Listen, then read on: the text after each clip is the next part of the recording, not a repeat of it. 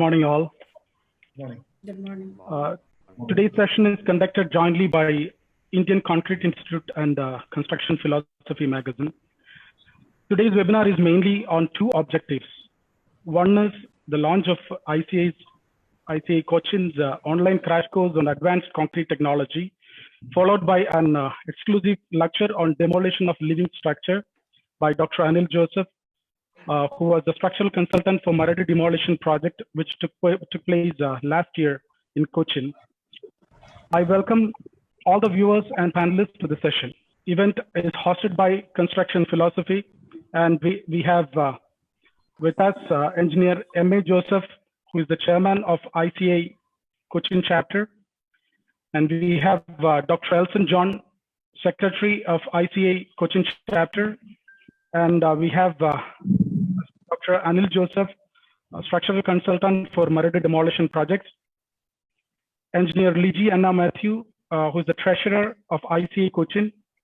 And today's moderator is Mr. Gauridas Nair, editorial chief of Construction Philosophy magazine. And today's host is myself, Mr. Nebu Abraham, editor and publisher of Construction Philosophy. Thank you. I would invite Mr. Gauridas Nair to take it from here. Good morning, everyone. This is a proud moment for both of us, the Indian Concrete Institute Kochi chapter, Kochi Center, and the Construction Philosophy magazine. We have come together as panelists of this webinar, the launch of the webinar classes on concrete technology, advanced concrete technology, at a time when we are talking a lot about spaces within which human beings across the world are confined these days, spaces within which and out of which we need to live in the coming days. We are going to live in an entirely different context as we open up across the globe and try to look at our living spaces. And in fact, the idea of social distancing, the idea of social life, everything has undergone a sea change over the past 2 months. So now here is a time when learning and time of learning and unlearning. And we are indeed proud to be associated with the Indian Concrete Society, Indian Concrete Institute, Kochi Center, for trying to launch a new idea of learning, which is perhaps not new because the whole world is discovering this mode of learning. But this is indeed a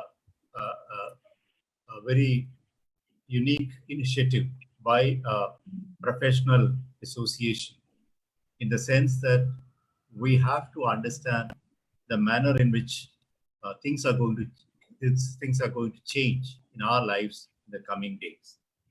Just this morning, I was reading on ABC News that human urine could be the primary building block of concrete on the moon, because urea can break down hydrogen and could be one of the basic resources with which we could possibly, make concrete on the moon.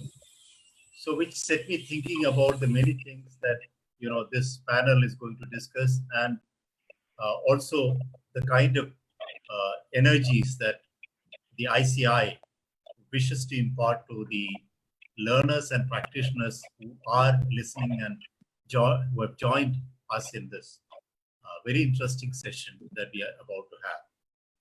I welcome all of the panelists. I welcome particularly M.A. Joseph, President of the Kochi Center. I welcome Dr. Elson John, Secretary of the Center, Engineer Liji Anna Matthew, the Treasurer of the Center, and also our most respected Anil Joseph sir, who was the main consultant for the huge challenge that we faced about 2 to 3 months back.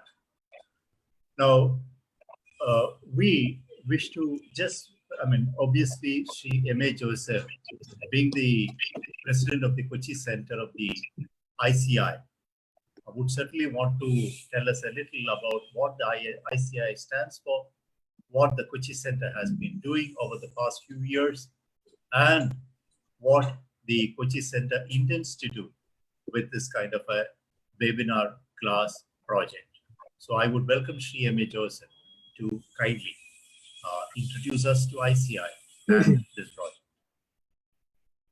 Thank you, Mr. Nair, for that nice introduction on the program.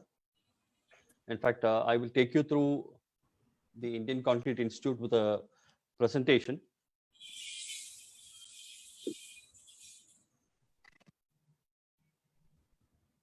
Yeah, we are here. Yeah. In fact, Indian Concrete Institute is one of the leading professional bodies in India, catering to the professional needs of individuals and organizations involved in concrete. Being a non-profit organization, it is dedicated to the cause and dissemination of knowledge on concrete, to promote concrete technology, construction, and to address the research needs of concrete. ICI was registered as a society on 7th September 1982. We have currently more than about 42 regional centers, over 13,000 enrolled members, 250 organizational members, and more than about 257 student chapters. The key objectives of ICI is to promote growth of concrete construction and its sub-specialization, to disseminate information and train personnel for needs of changing concepts, to collaborate with national and international agencies, to identify R&D problems of practical relevance,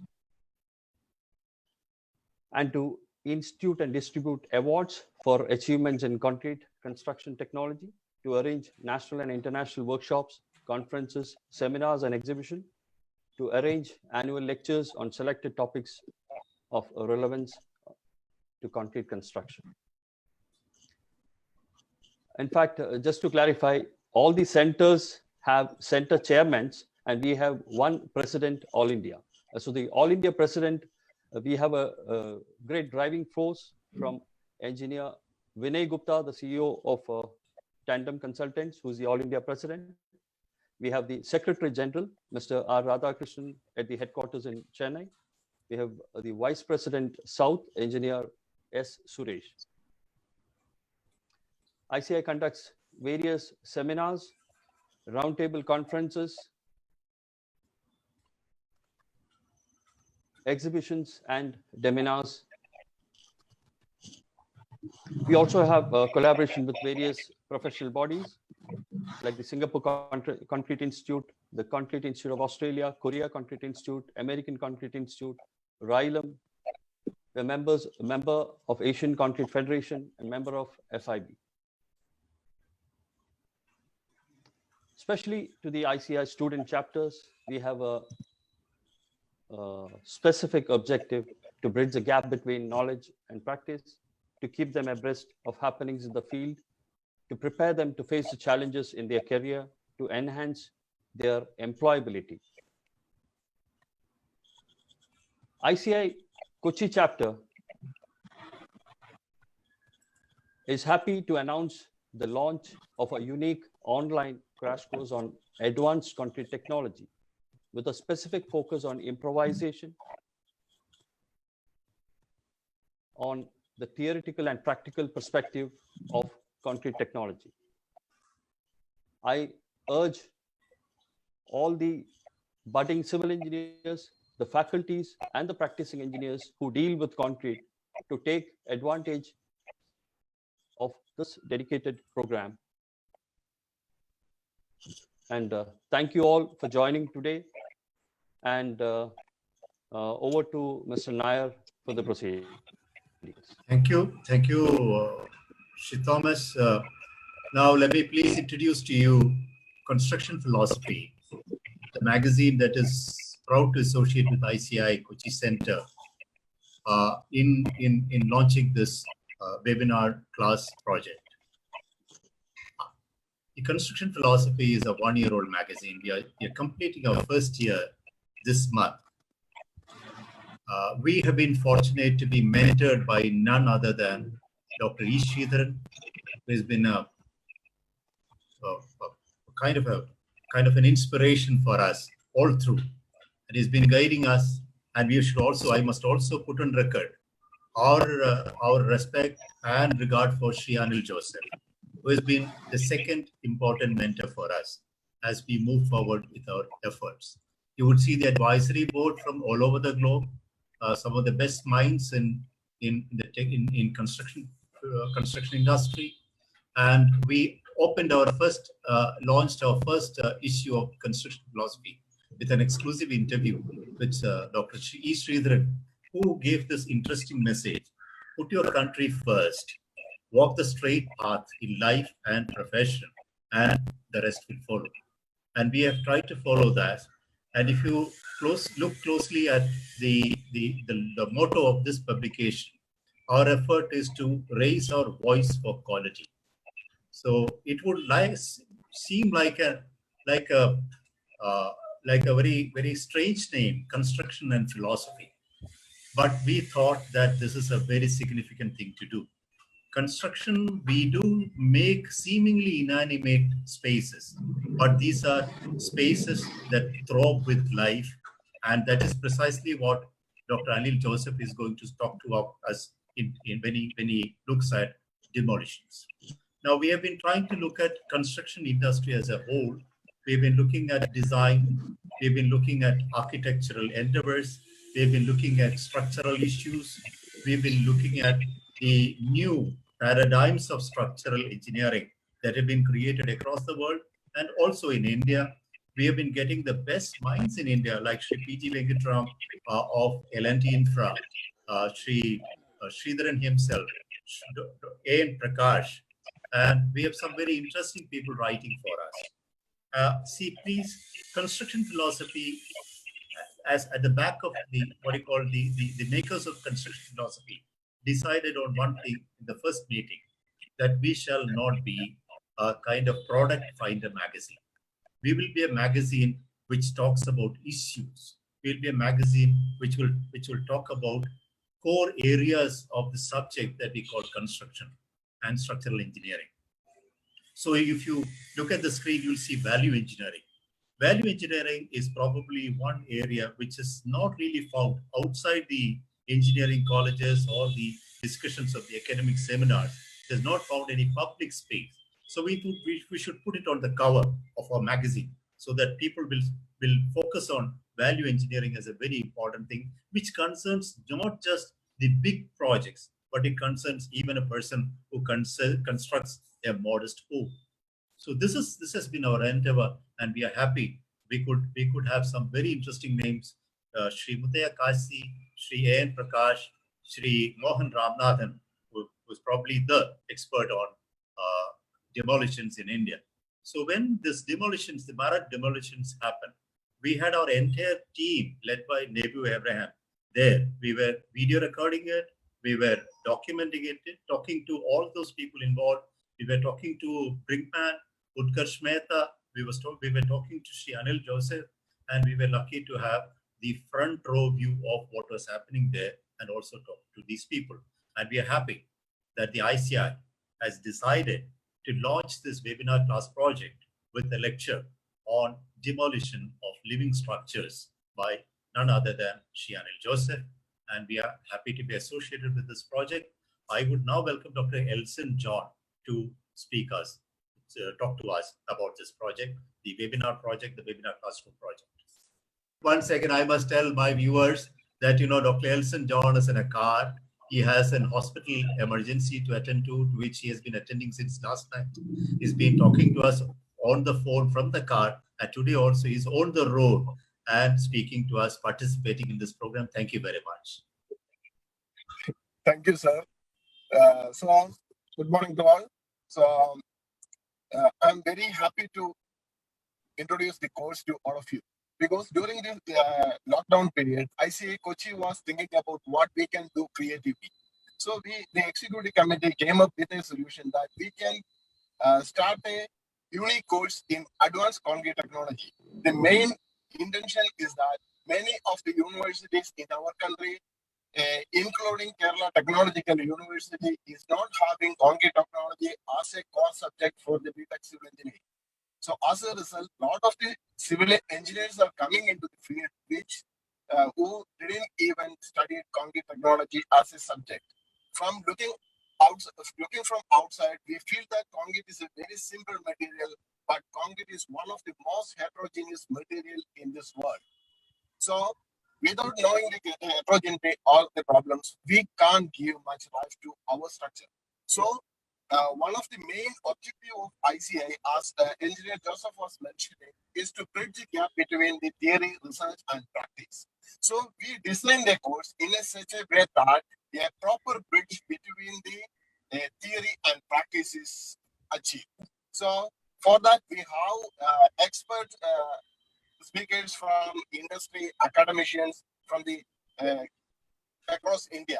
So we have the resource persons from IITs, IIT Madras, and we have faculties from the eminent personalities from industry as well as the academic institutes in Kerala.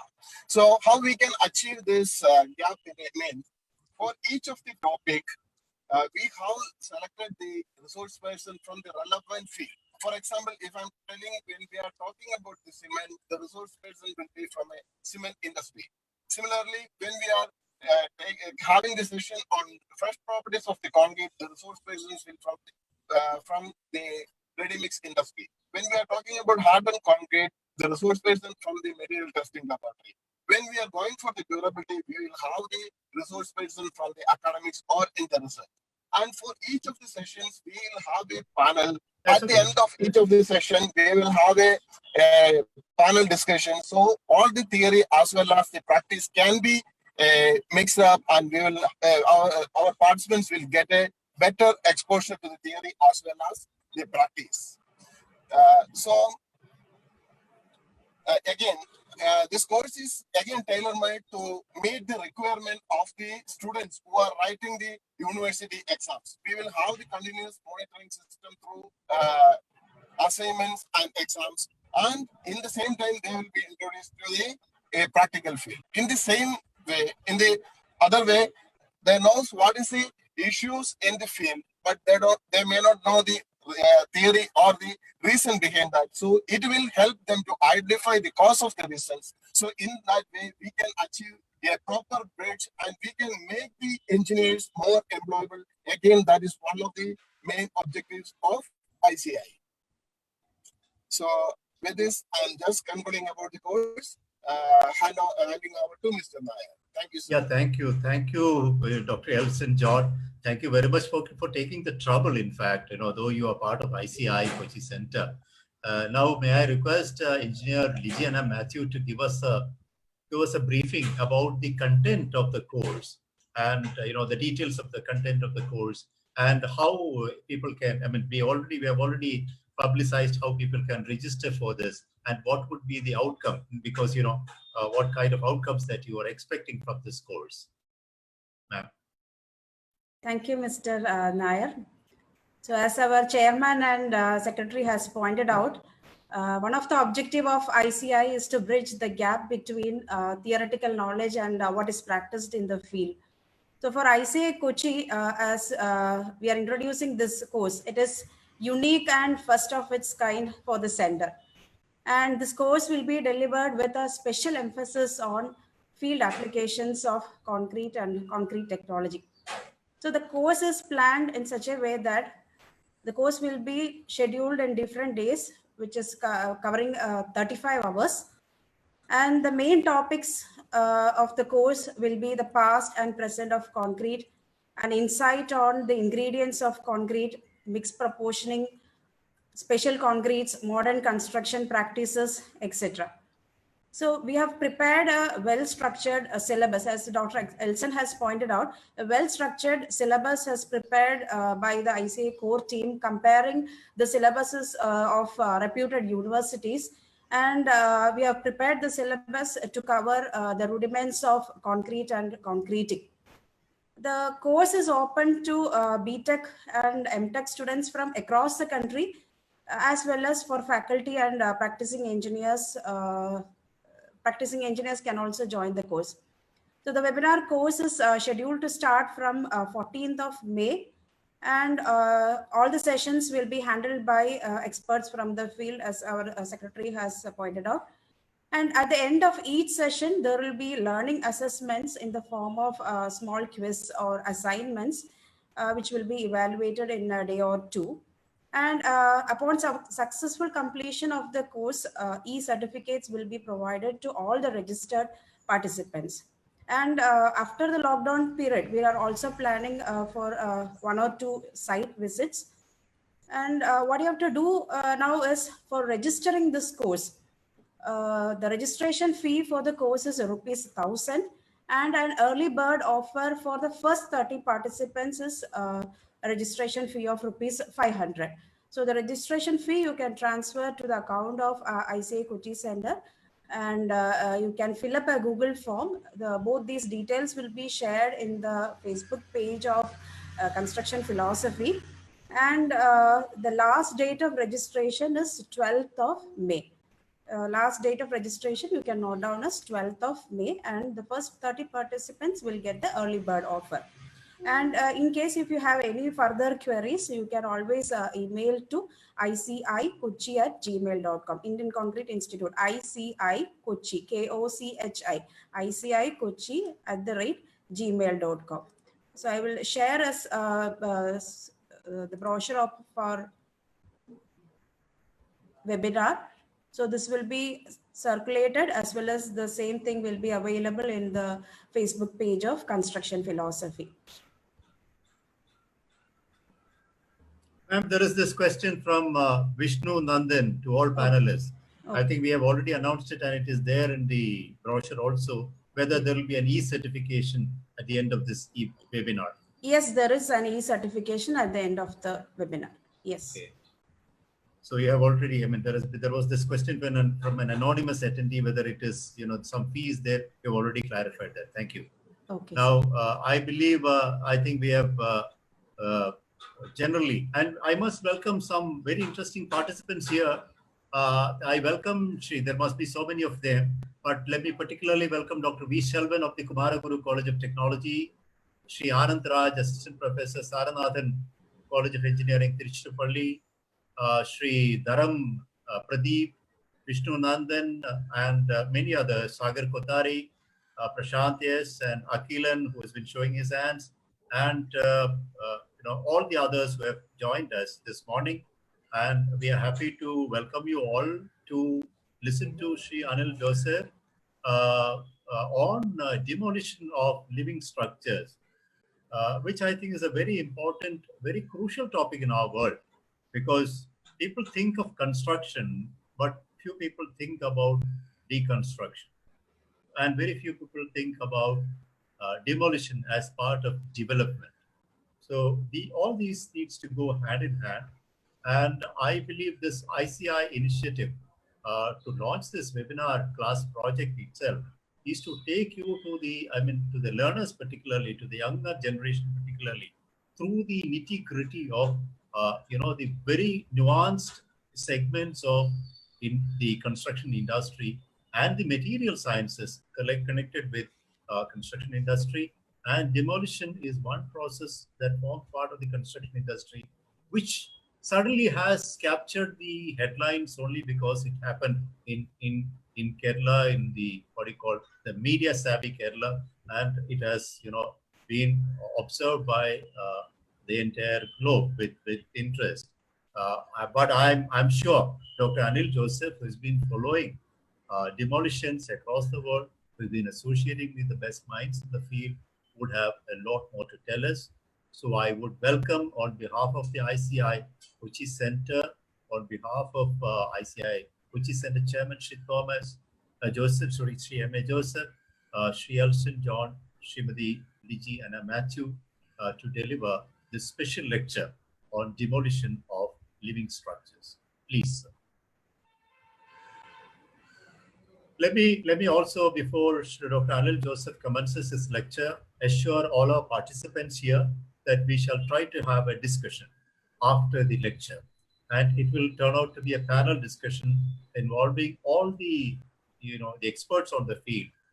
That naturally excludes me, and I'm sure it will be a beneficial exercise for us. So I would welcome Shri Anil Joseph.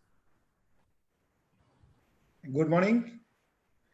Am I audible? Yeah, you are. Okay. So good morning all. Very happy to be here in the very Memorial Day where ICI Kochi chapter has learned a new technology of education, which is the need of the hour of advanced concrete technology. Congratulations, Joseph, Elson and Liji for that. And congratulations, Nebu and Gauridasan Nair sir for the activity of construction philosophy to bring it together and due to an August gathering. It's a great privilege for me to be given this opportunity, and I thank both ICI as well as construction philosophy for giving this opportunity. Now coming to this topic, demolition of living structure, which is coined by our chairman, Mr. M. A. Joseph. It's something which was a living element and has to be dismantled at half of its life period, not even half of its life period, 10 years from its date of manufacturing, a thing which has got a 100 years life has to be terminated.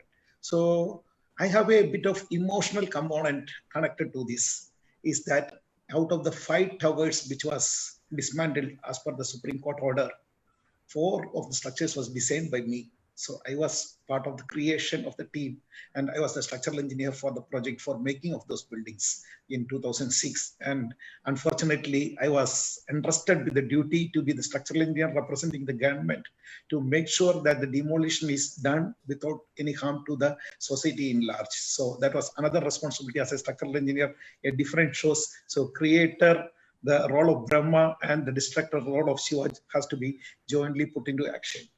Among the panelists who are, or the participants who have joined in, I have seen a very interesting name, somebody from South Africa.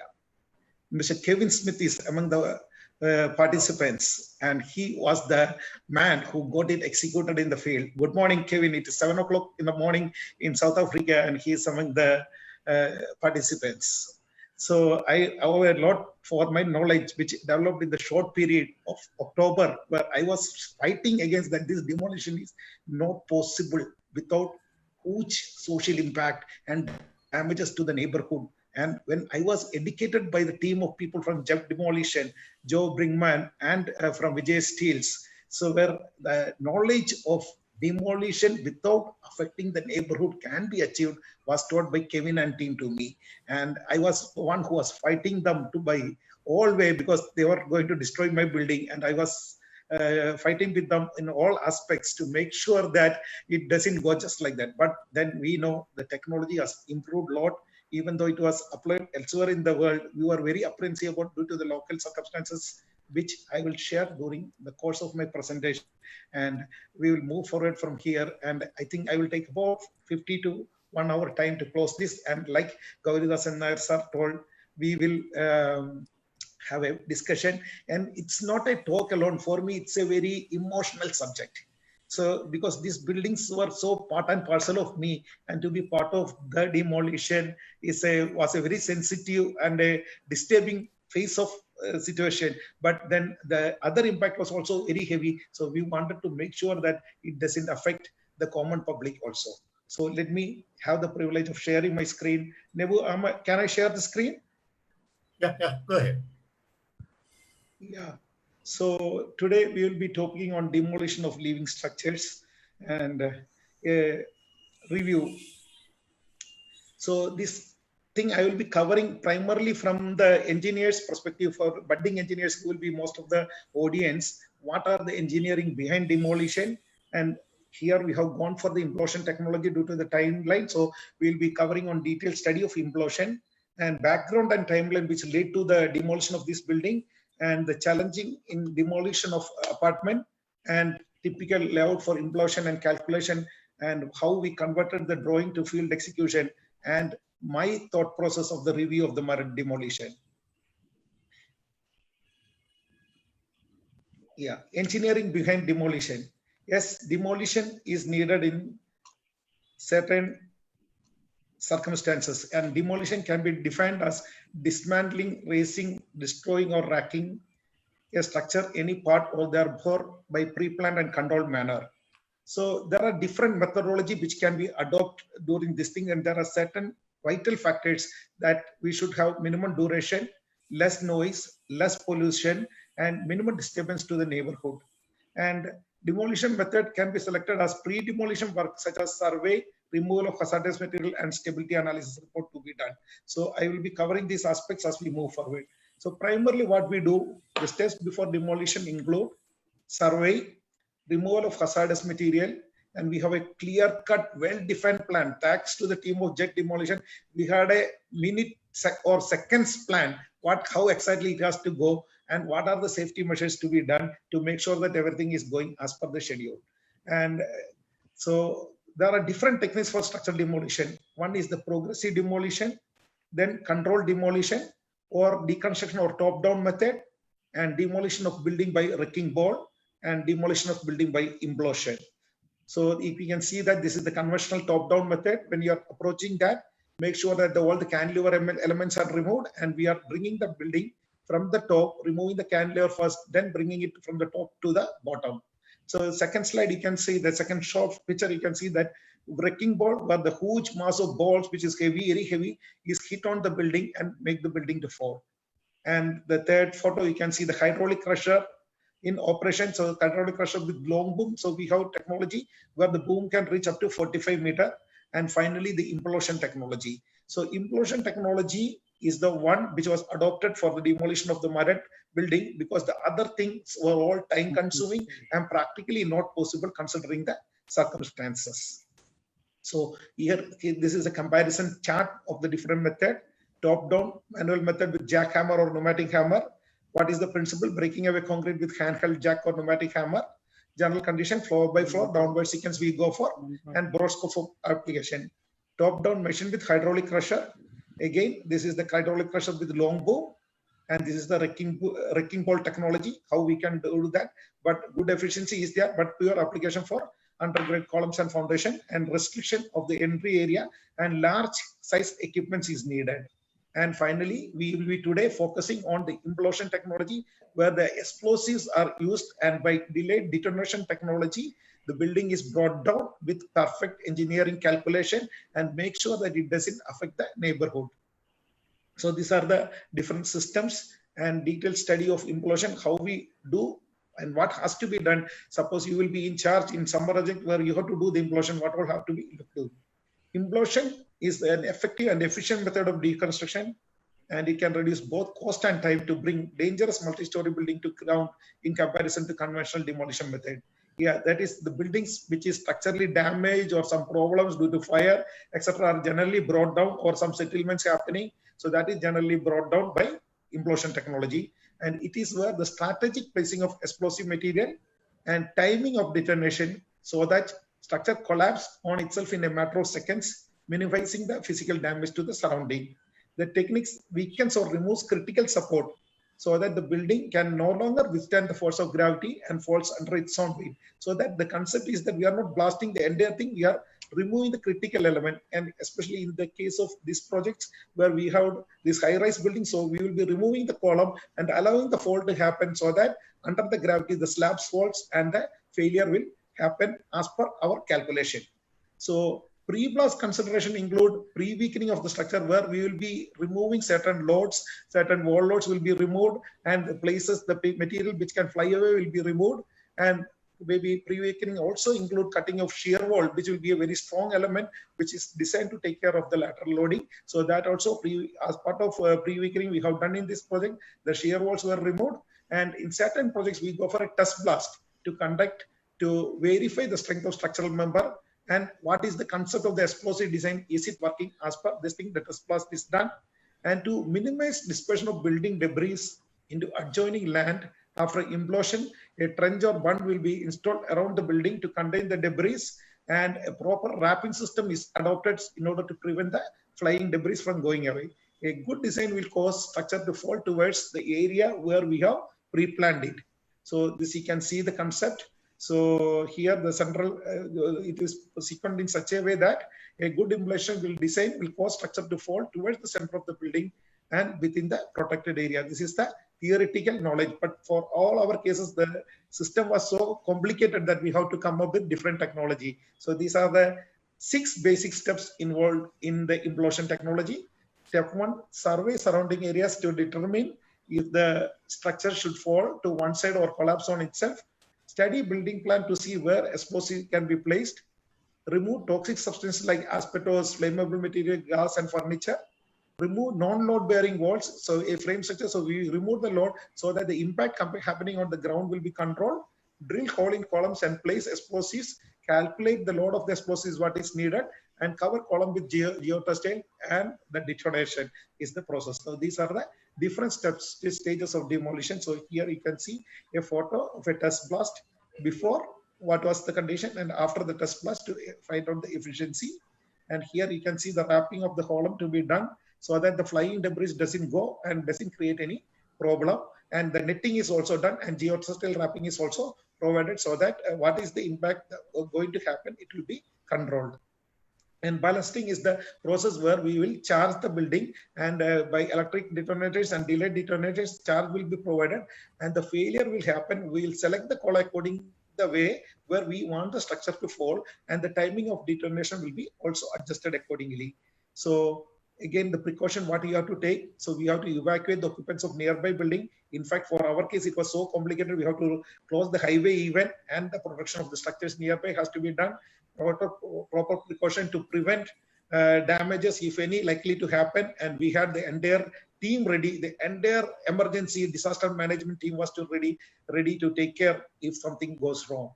So these were the problems envisaged, which I have pointed out to be done. Site security, including provision of fencing and barriers. Control of spectators. We have even 1,000 to 10,000 people watching to see what is happening. And exclusion zones were outside the boundary were manned by policemen. We have 2,000 police personnel deputed on that day to make sure that everything is under control, and containment of demolished material from falling into the backwater close by, which can lead to do huge environmental damage. So if you talk about implosion, and all implosion failures are not very successful. We will see a couple of videos where implosion failures has happened.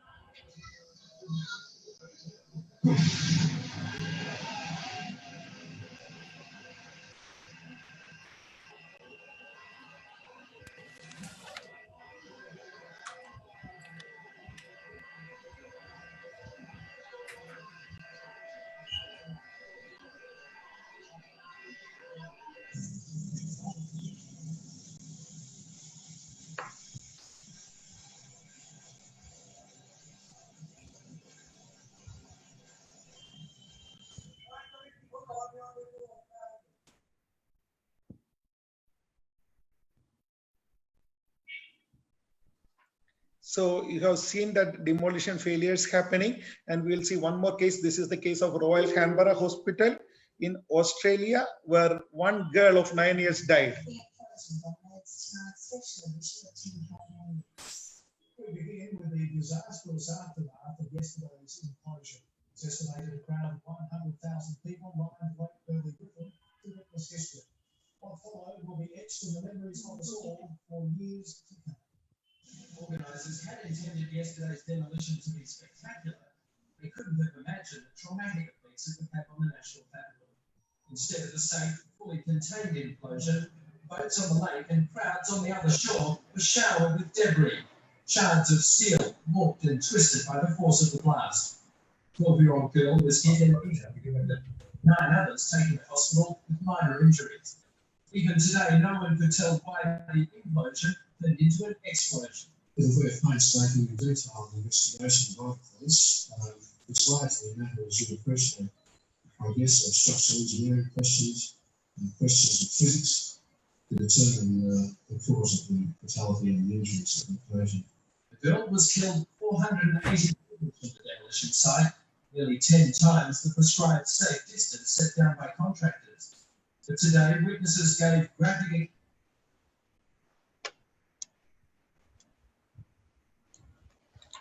So we have seen that the failures can happen, and failure has happened. We have seen that in Royal Canberra Hospital, a 12-year-old girl died due to this, and she was at 480 meters away from the impact area. So these were worrying factors for us. And then we went through a lot of success stories of demolition also. And then Jet Demolition came up with November 22nd in last year in South Africa, where a bank building of more than 100 meters was brought down. So Kevin had shared this video with me, and I will just share that presentation. How they have.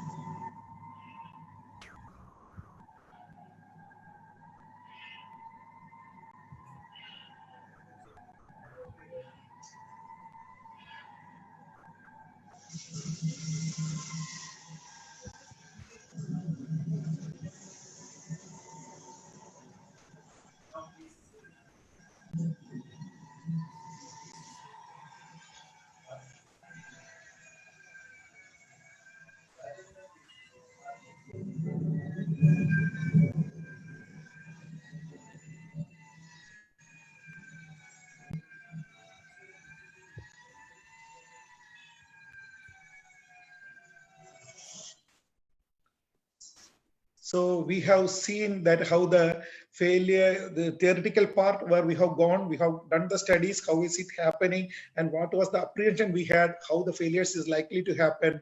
And now coming to the specific case of Marad demolition, which is just 7 kilometers from Cochin City, and this was formed in 1953 and was upgraded to in municipality in 2011. So this is the background why we call it the demolition of the living structures. In November 1986, Environmental Protection Act was formed after the Bhopal tragedy, and February 1991, a notification was issued by Ministry of Environment and Forests under the Environment Protection Act 1986, where the activities in the coastal zone were controlled, and 4 categories were made. CRZ 1, 2, 3, and 4 was formed. And in 1996, Coastal Zone Management Plan was made in Kerala, and Marad was marked in CRZ 3 category.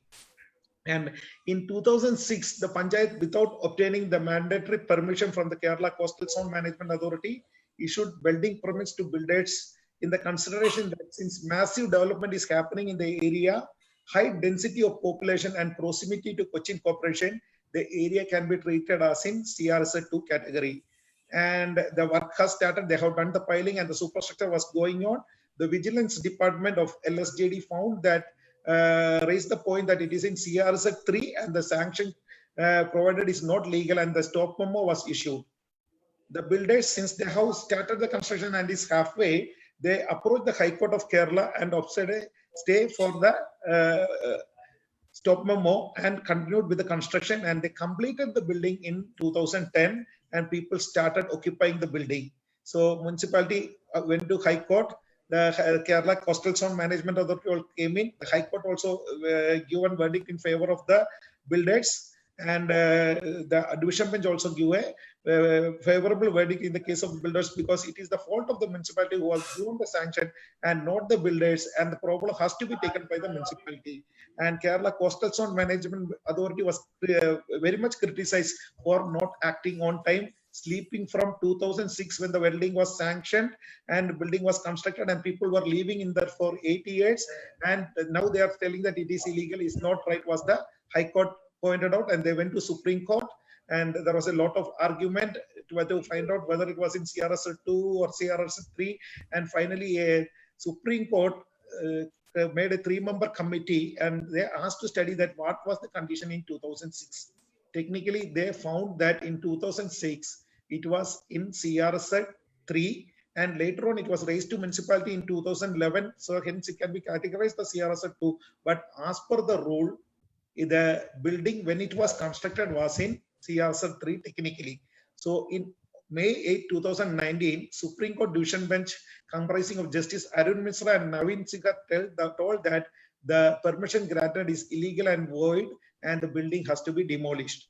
And then September 6th, government has given a clear-cut instruction that within 1 month, the building has to be demolished. So government have given an undertaking that within 120 days, the building will be demolished. So the people who are leaving are taking protests there. They were telling that there were so many 357 families were staying. So they were all staying there for last 6-7 years, and demolition is cruelty to mankind. Lot of protection was going on, but Supreme Court was very, including film actors were there. They were all protecting, and a lot of support was there against demolition. But Supreme Court was clear that the rule has been broken, and we have to make sure that if the law is violated, it has to be dismantled. And so finally, it was under the leadership of Snehal Kumar Singh was assistant collector, was made person in charge, and asked to come up with an idea how to get it demolished. In the structural engineer of the project, I was asked what is happening, and even though this is a presentation or interview which I gave on October 2nd, 2019, and even it's in Malayalam, I will just like to show some highlights from that, wherein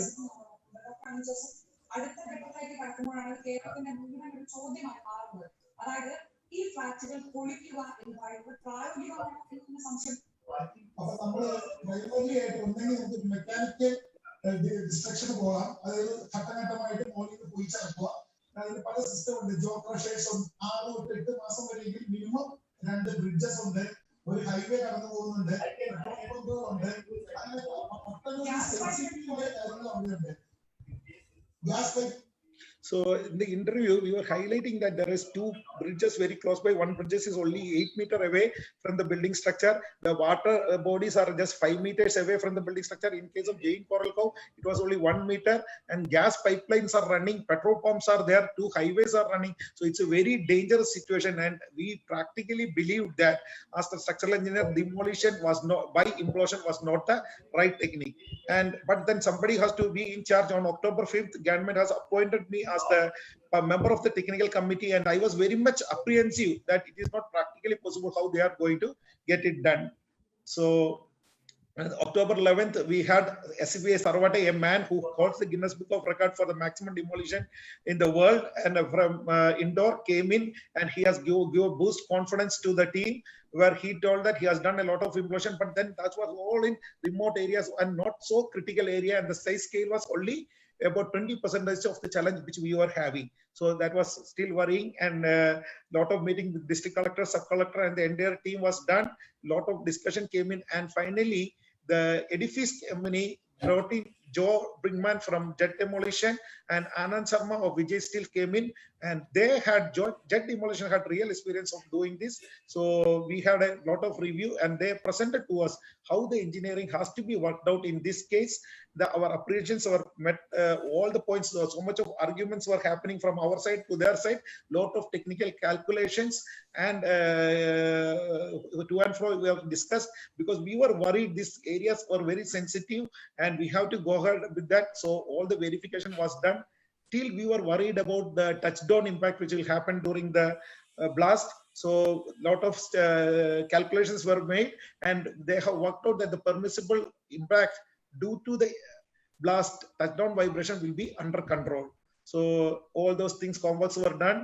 These are the different activity, and what were the challenges in the demolition. So we can see that Alpha Serene Tower, so beautiful tower A and B there, very close to, surrounded by 40 odd small houses nearby, a very densely populated area. Another multi-story building next to this flat, which is owned by Le Meridian. Explosion has to be carried out without affecting nearby house, and the water body is just by. So we plan to bring the building in the center gap between these two, and these were the challenges there. So you can see that Hotel Le Meridian and residential building nearby.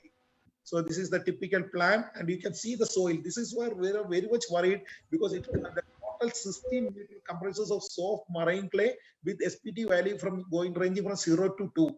And the buildings were founded on deep pile foundation resting on dense sand ranging from 40 to 48 meter depth. So we were worried that under the impact of this load, this clay will heave up and will give damage to the nearby building. And that will be a very tricky situation. And this is the soil profile. And this is the second building, which is the Jain Coral Cow. So this is about 4 lakh square feet in area. So just you can see that only 1 meter setback from the car parking area, surrounded by backwaters, a KSEB electric tower running, and small buildings nearby. And we have made the plan to make flat collapse towards the eastern side. So this is the Jain Coral Cow view. You can see that. And this is the Golden Kailora apartment. It's comprises of 2 areas. So an Anganwadi, where the small kids are studying, which is just 5 meters away from the boundary of the building, and a Hira Tower, which is a 20-story building. Now I can hear him. Yeah, thank you. Another multi-story building other side. It is feared that debris will fall into backwater and the small building will get collapsed. So these were the very much worrying factor. And here the jet demolition has gone for a very interesting technology called split demolition technology during the blasting, where the front area of the building, where the 10-story was, that it was cut into 2, and the front area collapsed to one side, and the rear portion of the 17 floors went to the back direction, so that the material or the debris fall was be able to control within the premises. So there, here you can see that Golden Kailora, and here is the Jain Coral. This is the Hira 20-story apartment, and adjacent to this the Anganwadi building. So it was a big challenge to get the demolition done. And this is the H2O Holy Faith V-shaped building. So a house at a distance of 1.5 meter away from the flat, and Petro House of the Bharat Petroleum is there, and bridge at 10 meter away. So there was so much of challenge, and the team of jet demolition came with the idea of making the building fall at 36 degrees towards the side of the bridge. And all the calculation and paperwork were done accordingly, and it was vetted and signed by us. So here you can see that pipeline, which is very close by, near to the building, and you can see the bridge. So this was, it had such like this 60 meter height building has to be brought down in this small gap. So that was the biggest challenge. And again, the duct factor has to be controlled. So we had fire engines ready to spray water after the blast, and debris can fall into water bodies and house facilities. So protective screening layers were also provided, and cracks likely to be developed on the building. So for that, we approached IIT Chennai to make the measurements to make sure that the building's vibration were carried out and the actual impact were within the permissible area. So coming to the typical calculation part, the typical layout for implosion and calculation. So here, this is Mr. Kevin here, and this is Sarvate and Anand Sharma. So Vijay Steels were picked up for the demolition of Marriott apartment. And here you can see that HTO building, how the fall and the sequence of the fall, 1, 2, 3, 4, 5. So sequence was such a way that it was done so that the building falls at 37 degree in this portion and 46 degree in the other portion, and the building which is just close by won't get affected. And it was achieved by having delayed detonation. So you can see that this is the building. So we had primary blast floors and secondary blast floors, where secondary blast floors are the one where we will have only the shear wall will be blasted, and the debris calculation was made, and it was worked out that we will have a 18 meter heap forming, and we have 12 meter setback, and within the 12 meter setback, the entire debris will fall, and here is the 8 meter setback. So this is the typical layout of impact berms. This was suggested by jet demolition, where they will be excavating and berms will be formed so that the vibration moving can be controlled. So here you can see that the drill holes, so the breach energy we has calculated, and the number of holes has been worked out, and the holes were drilled in to the columns, and the explosives were kept, and the timing was controlled to have the detonation. So thanks to Kevin for furnishing all this calculation, total drilling meter, everything was there, diameter of the hole, everything we discussed in depth, even all the points were finalized, and finally all the calculations, paperwork were done. We were pretty sure that this was the thing, and how to have the wire mesh and the geotextile, how many layers of rough, how we will control, and what is the secondary barricading needed, and how to do that, and what is the type of explosive to be used, and what is the quantity needed. All these calculations were done, checked, cross-verified. studied, and what are the buildings which are nearby was found out, and pre-demolition assessment of all these buildings was done by the thanks to Association of Structural and Geotechnical Engineers of Cochin. They did a detailed study voluntarily for all the buildings which are nearby. They did a pre-demolition survey and a post-demolition survey, and to assess what exactly was the damage happening. So these are the most critical thing when we do go for a blast vibration. One is the blastic vibration, which is the vibration induced due to the explosion happening, and second is the most critical aspect, the touchdown vibration caused by the collision of building falling to the ground. So if the building falls as a whole, it will create a major damage to the building. So we make the delay detonators work exactly in such a way that the impact formed will be able to control. So here you can see that accelerographs are provided on the surfaces at different interval, and sensitive buildings in the bridge were monitored with that, and all the movements were worked out, and we verified that whether everything is as per the calculation. So this is the equations for the breaching charge. So if you know what is the breaching radius and what is the material factor, we will be able to work out what is the TND required for each point. So it was calculated based on the load coming, and accordingly the drill holes were drilled and the loads were placed. And this is the equations for working out the velocity of impact. So we worked out, we reduced the mass. So reduce the mass, actually we have 25,000 tons of mass. So we reduced it to 12,000 by pre-weakening, and the blasts were controlled in such a way that the velocity was within the permissible limit. So these equations were used to work out the velocity of impact, and this was the data. See, if the velocity is less than 35 mm per second, there won't be any damage. Up to 55 mm, it will be slight cracking. 80 mm, there will be cracking, and if the velocity cannot be controlled more than 115 mm, there can be severe cracking to the building. So this was the criteria. So all the calculation told that it will be within 25 mm per second. So this is the decomposing of the total mass of the building material was done, and it was done in different stages. So cushion layer was also provided in order to this thing. So all the theoretical part works was being completed, and then we all the drawings calculation was done. So on paper, even though we have not done in field so far, but we were quite convinced with the calculation of the jet demolition, Vijaya Steels and the team. The vetting was done by a technical committee. We were 11 people in the committee.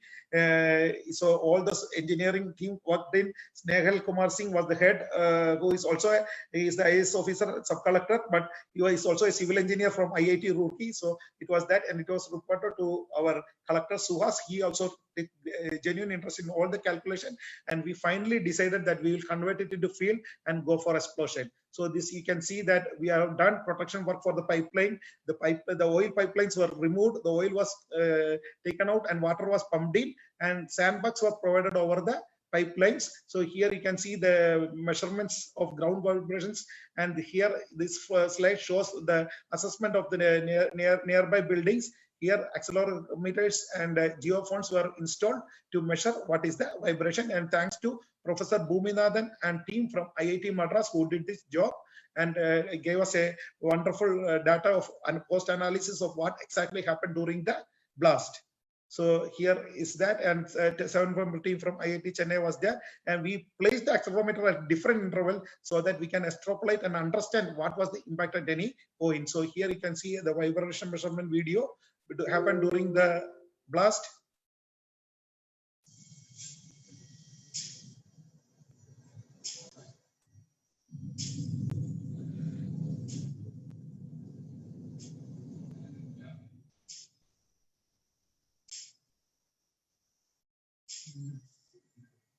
What is it? So here we can is that as we are making the blast in different thing, so even though it is in milliseconds delay, but the impact of the vibration is controlled, and one impact comes in, that goes, second impact comes in. So that is how the technology works, wherein the fall is controlled and the touchdown vibration is cleared. So here you can see the photos of geophones and accelerometer which was used, and if you can see, this is a typical case where H2O and alpha serine, where we have put all the accelerometers placed.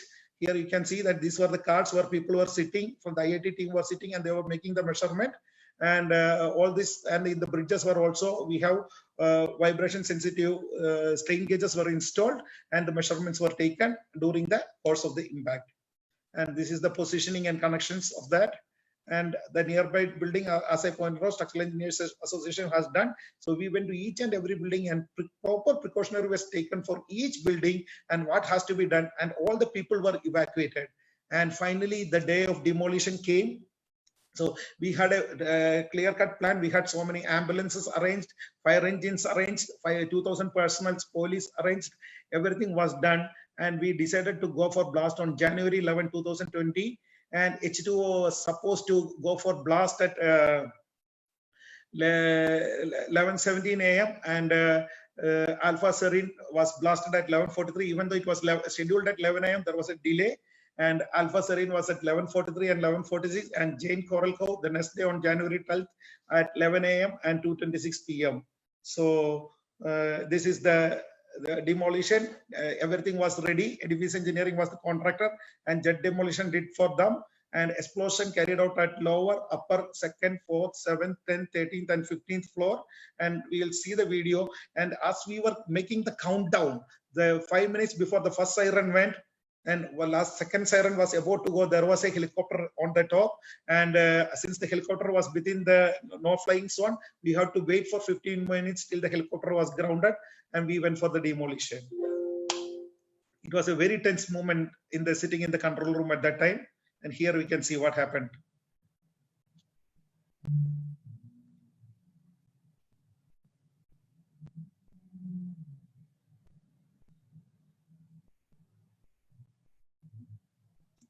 The scene was really heartbreaking for the structural engineer in me, who had designed this building with so much of pain. And within milliseconds, the building coming down was a real shocker. But thanks God for the planning, there was not much damage.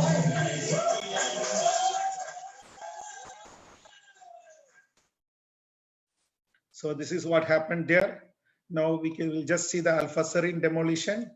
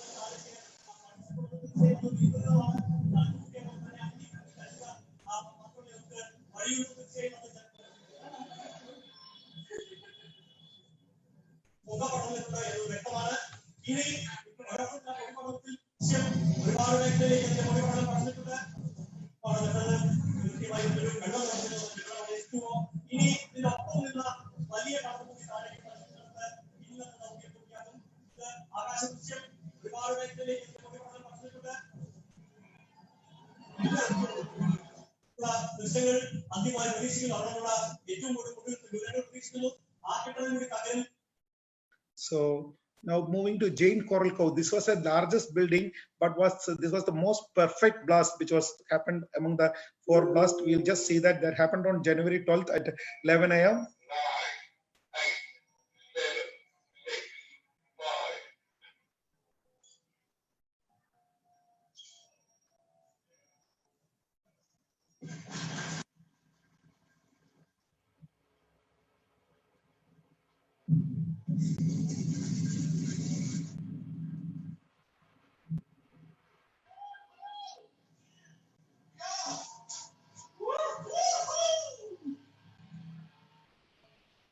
And finally, the last of this is the Golden Kailaram, where we had that split blast.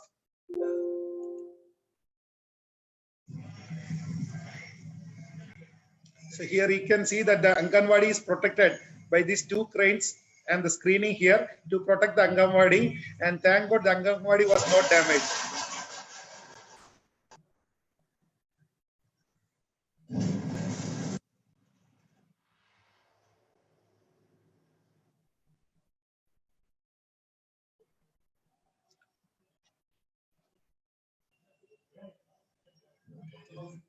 So these were the different stages. So this is the post demolition, and luckily everything went as planned. All those small houses which were very nearby of Khairi, Benny and all, they were all so worried. They were evacuated, and after the post blast, we went and inspected the structural engineering team, and they were so happy that the technology which we finally changed in case of Alpha Sarin, and we were able to save all those houses.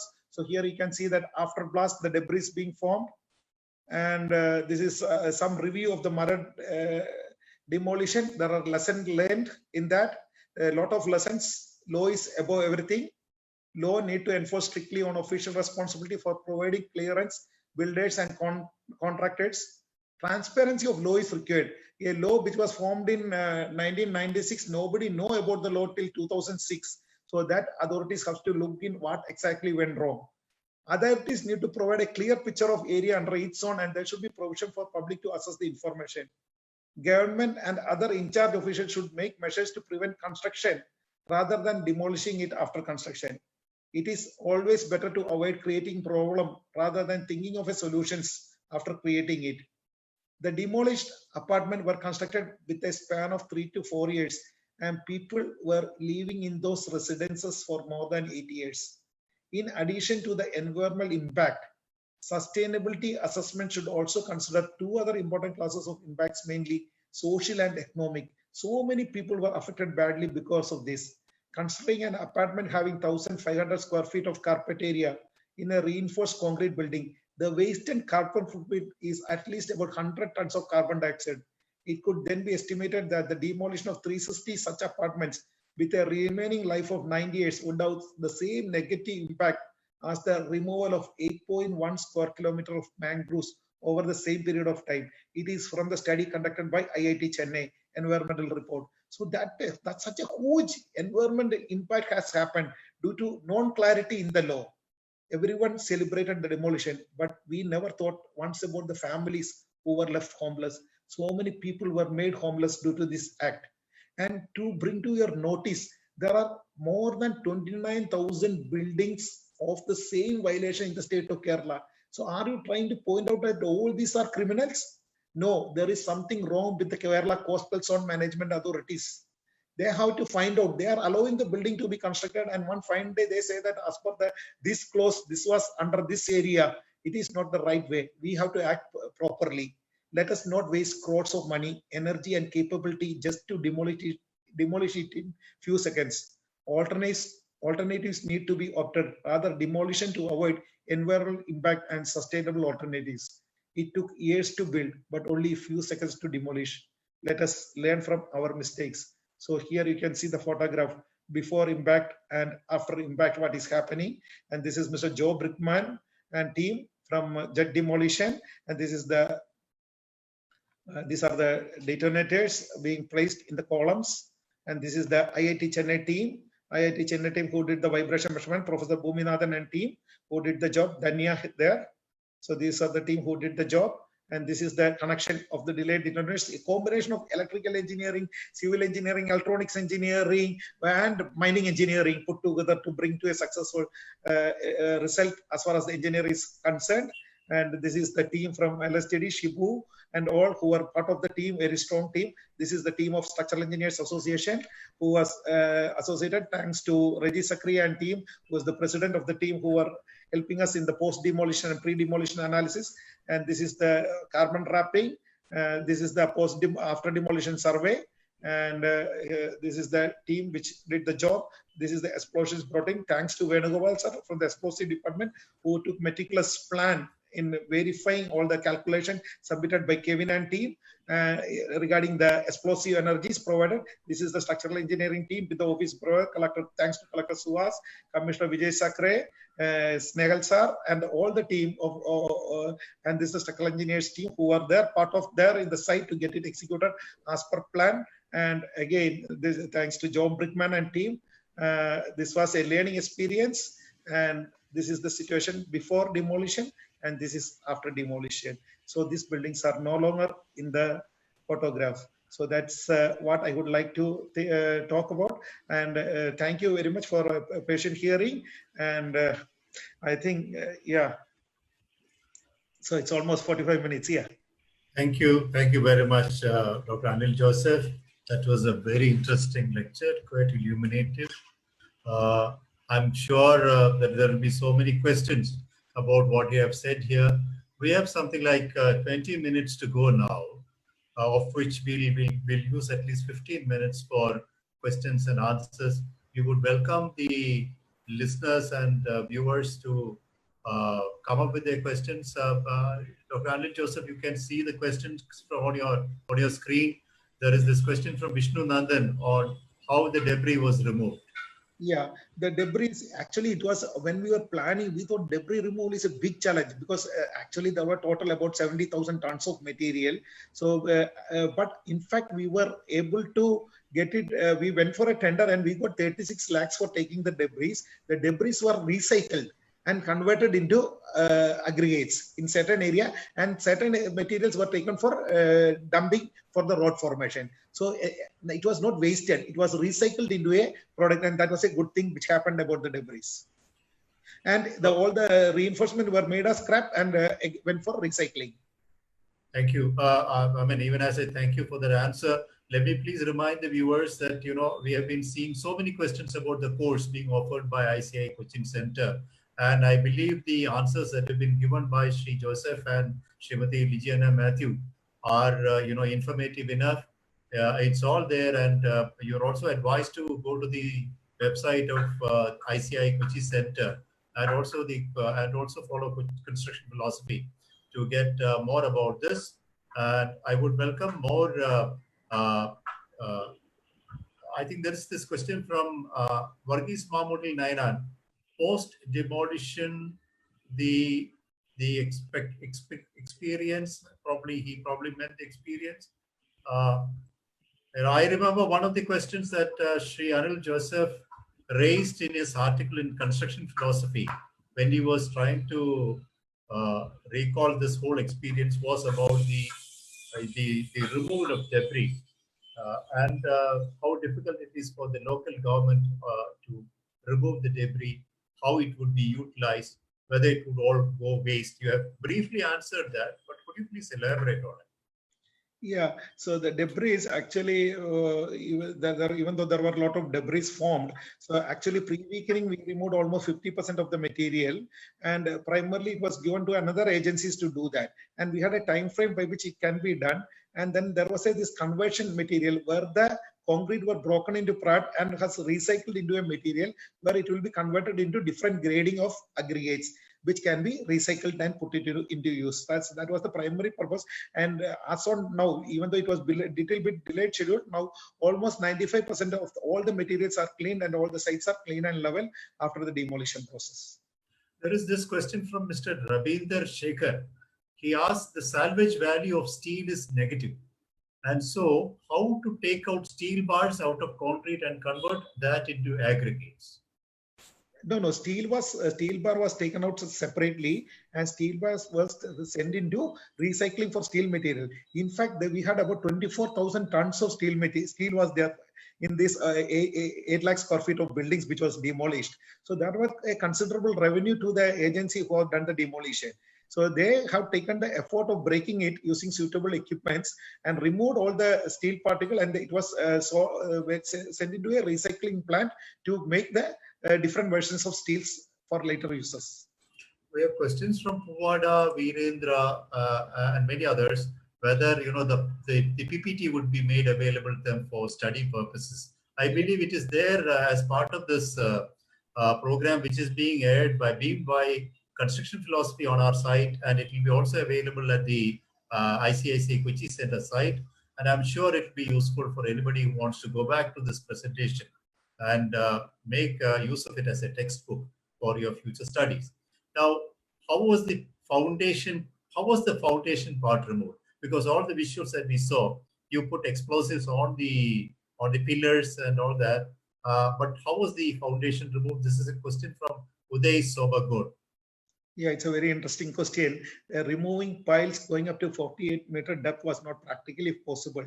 So what we have done is that we have demolished only up to the ground level, and till the pile cap level it was demolished, and the pile cap and the piles are laying there at the ground itself. because it's very difficult to remove that 48-meter pile, and there is no economical sense in pulling it out. What was the impact on the environment? That's a question from, I believe, from Anshu K. She asked about was there any measurement of the post-demolition impact on the air quality? Yeah, it was not only after the post-demolition, during the process of pre-weakening itself, we had a suitable, thanks to the pollution control board and Molly madam in particular, he was in charge, and it was every hour it was being monitored, and whenever the voice decibels were going up, they were asking suitable control measures to cut down the operation, and the pollution also was closely monitored. Yes, the cloud burst formed. So during what happened, during the collapse, one slab falls on the other, and there is air gap between. That is what we see as a cloud burst. So the cloud burst, we cannot control that pollution impact during that time. But then we were lucky that about 10 to 15 minutes after that, it subsided and the visibility was on. And there was the dust in the air exceeding the permissible limit for 2 to 3 days. And luckily we had a rain after that, and suddenly it started subsiding. So there is a certain disadvantage. So it cannot be perfect within the control limit, but then something which is permissible to get the law implemented we have to adopt in this case.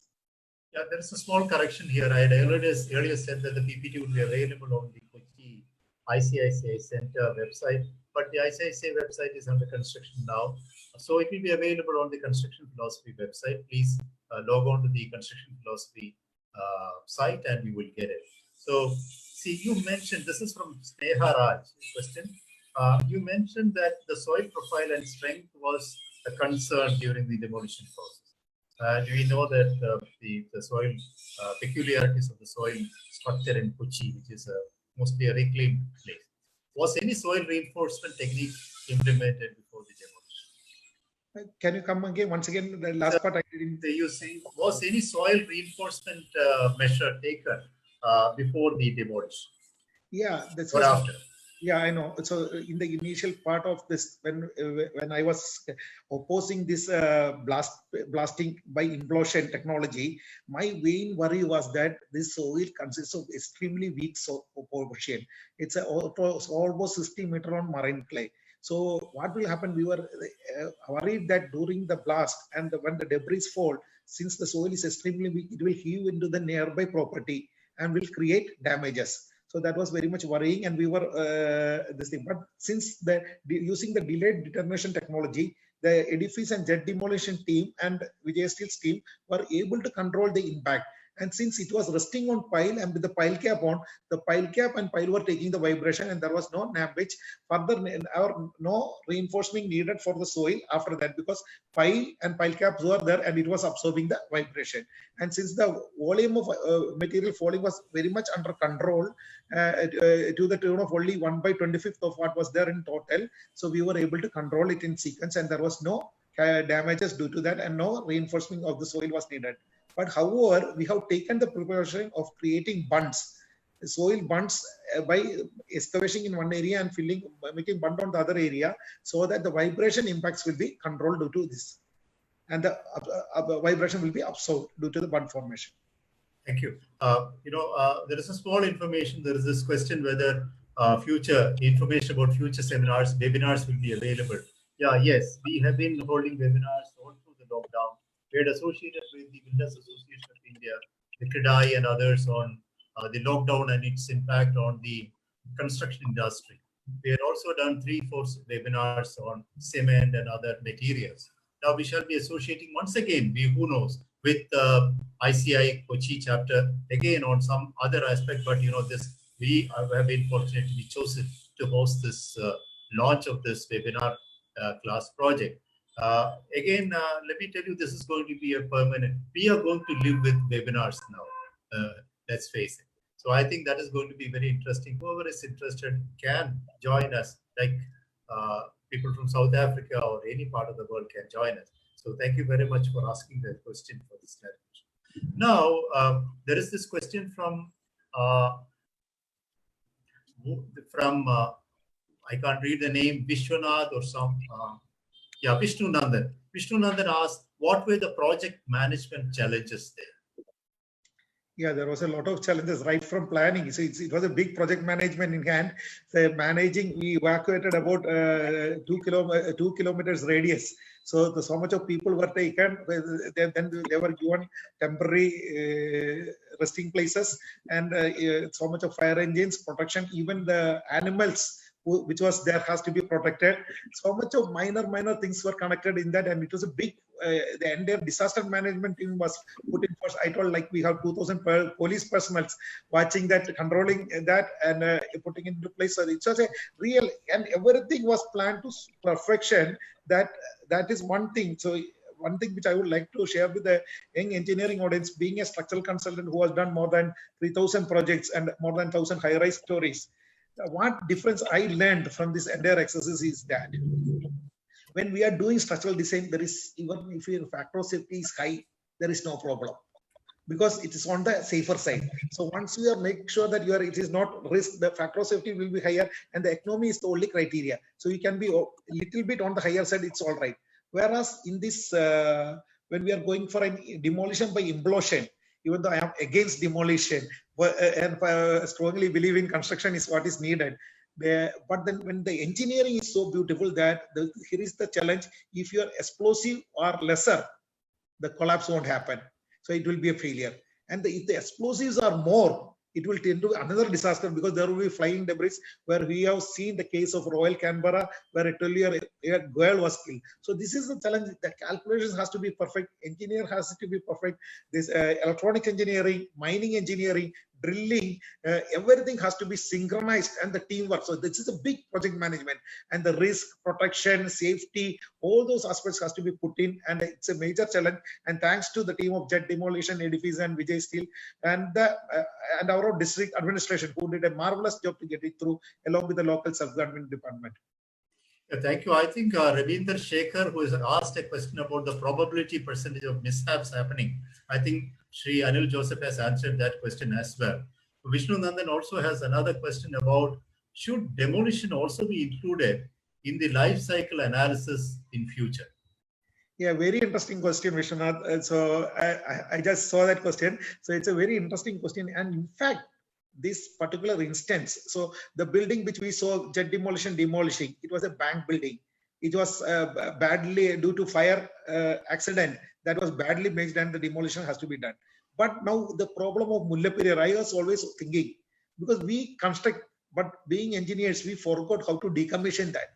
So Mullaperiyar is always a threat to the people of our area, stating that anytime it might have a problem. So that engineers now has to start thinking, what is the life of the building and how the building has to be demolished or has to be recycled, also has to be thought into while we are making the plan. So even though we plan like that, when we build, let us think that we build it forever, but we have to also point out that there has to be a life cycle and a plan for demolition of the building. A very interesting question and a thought-provoking question. And Mr. Vasudev R asked you, what was the outcome of the study of ground vibration done by the IIT team Chennai of post-demolition? Yeah, the post-demolition, luckily there were two things. One was the post-survey, where we found that there were minor damages to few buildings, which we got it rectified. We had taken an insurance of 125 crores for the building, because we were so worried what is going to happen. We were not sure, even though Kevin and team were very confident, but we were not, because it was our first time life experience for that, and we were so worried. But we have taken insurance to the tune of 125 crore, but our entire damages, maybe 20 to 25 lakhs rupees was the damages rectification which we needed. And the vibrations were measured, and the vibrations were within the limit. Few areas vibrations were exceeding, but since the frequency was much higher, it didn't make any damages to the building. So all the buildings which were nearby in the 50-meter circle, we did the survey, pre-demolition and post-demolition, and the rectifications were done. But it was all very minor damages, considering the impact and the challenge. Say a 60-meter building at 1 meter gap setback coming down, and no major damage to the building itself was a huge success. And we were so happy when the entire entire people, because that was their only saving, they came and was uploading us so much, that we felt that the real engineering worked at that time. And till then, it was a big challenge for us. I believe we have answered almost all the questions. I think we have just left with another 3 minutes, which I'm sure is the rightfully ICICI Kochi centers, because they are the ones who really made this possible. And I think we are reaching cutting edge in our learning and understanding and practice of structural engineering or demolition technologies, because we are also moving into areas which were unfamiliar to us. So these were images that just flashed across TV screens. Lay person, but can you hear me? Yes. Yeah. So I think for the specialist, I think there is a lot there was to learn. So I would welcome Shri M.A. Joseph, Chairman of the ICICI Kochi Center, to give us the summing up of this session that we have today. Yeah, in fact, as part of the Advanced Concrete Technology course launch, I think this was a feast to all the participants who have come online as well as directly onto the link. So I hope this was very well explained to delicate intricacy of engineering aspect on the demolition. In fact, I was also there to physically see the demolition, but in fact, without this, it would have been a very incomplete understanding on engineering is what I felt today. So, of course, just to remind you, our courses also would have similar kind of touch from great practicing technocrats across South India. So definitely, we want to give concrete a different perspective of understanding to the budding civil engineers is what our goal is to in launching such program. So I hope all the links are available on the construction philosophy Facebook as well as the site.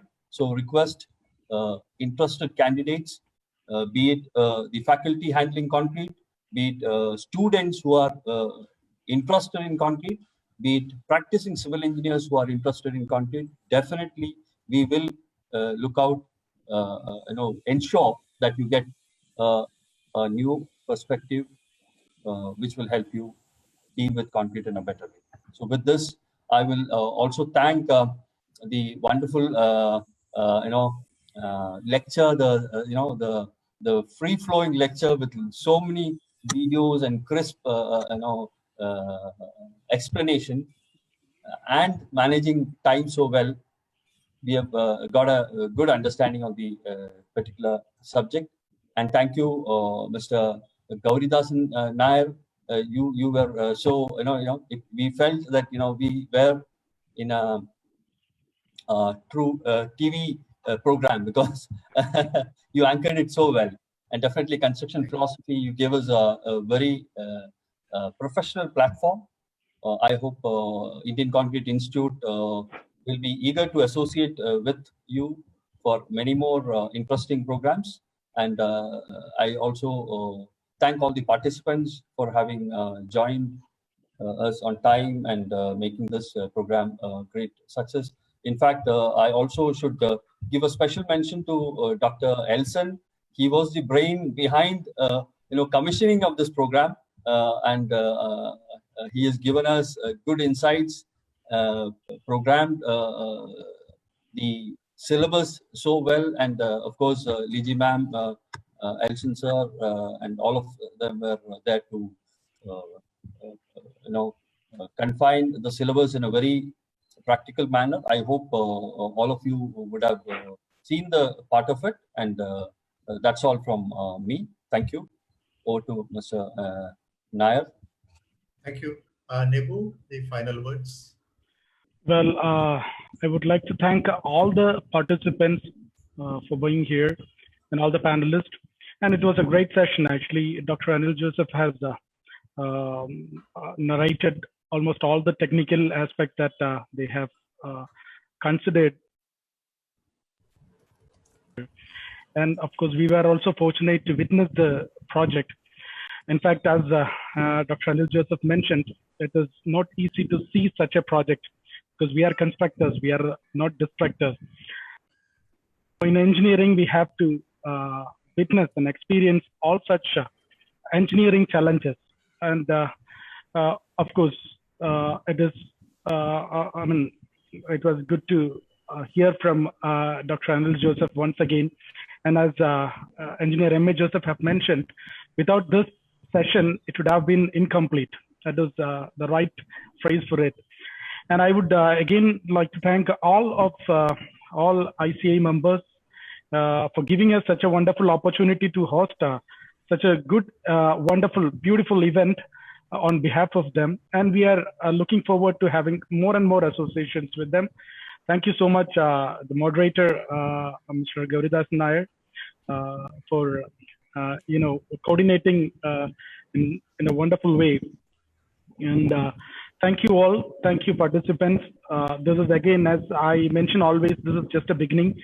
We'll come up with more and more informative sessions. Thank you. Thank you Very much. Thank you. Thank you, everyone. Thank you. Thank you all. Thank you very much.